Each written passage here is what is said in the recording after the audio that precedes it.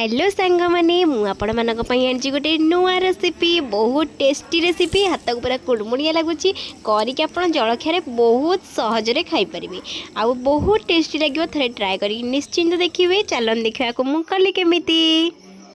अरुआ चाउल को आप बतुरे ने बतुरला किसी समय भल भाव स्वाद अनुसार देदेवे लुण आउ कड़े बसईदे गरम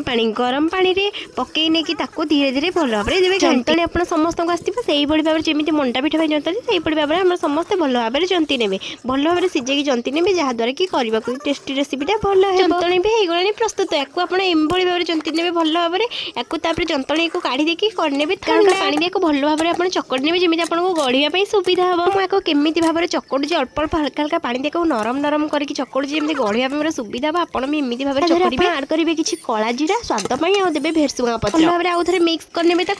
कलर आसापी कलर कि लंका गुंड राग यूज करेंगे हलदी चाहिए भी देपारे देखते मुझे केमी सजे सजे रखी गोल गोल गढ़ी कदली पत्र सजेक रखी जहाद्वारा बहुत सुंदर देखा मुझे तेल कड़े केमी लगे निश्चिंत कमेंट कर जनइबे मो वीडियो को आगक बढ़े और मत सब्सक्राइब करने को भूलें सांग मैंने जय जगन्नाथ धन्यवाद।